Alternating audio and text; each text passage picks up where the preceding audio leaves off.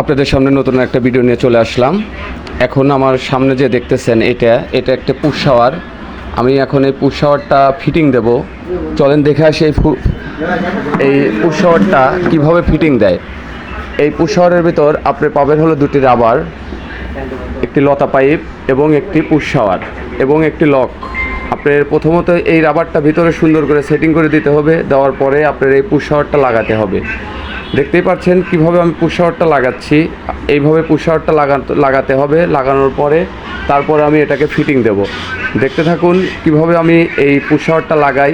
Push শাওয়ারটা অনেক ভালো, মেটালের নয়, প্লাস্টিক, কিন্তু এটা মেটাল মনে হচ্ছে, তারপরেও এটা অনেক সুন্দর। দেখতে থাকুন। এই যে এটা আমি ফিটিং দিয়ে দিচ্ছি, এটা একদম ফিটিং দিয়ে দিলাম। এখন এই যে এটার যে রাবার, এটা অ্যাঙ্গেল স্টপ কটের সাথে লাগবে। দেখতে থাকুন কিভাবে আমি এটাকে ফিটিং দেই। এটা ফিটিং দেওয়া হয়ে গেলেই আমি আপনাদের পুরো ভিডিওটা দেখাবো যে কিভাবে এটাকে ফিটিং দিলাম। দেখতে থাকুন। আমি এখন এটাকে যে এখানে ফিটিং দেব। এখানে ফিটিং দেওয়ার জন্য আমি এই যে দাগ তুলতেছি।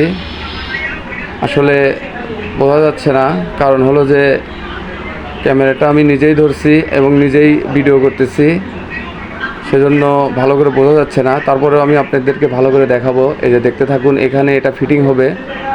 আমি এখানে ডিল করে তারপরে এটা এখানে লাগাবো। দেখতে থাকুন কিভাবে আমি এটা ডিল করে এখানে লাগাই।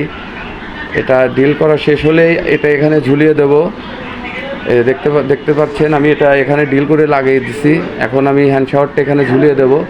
দেখুন কত সুন্দর দেখা যায় এবং এটা খুবই ইজি এবং এটা দেয়ালের সাথেও লাগবে না। আপনার এই শাওয়ারটা, এই লকটা এত সুন্দর করে বানানো।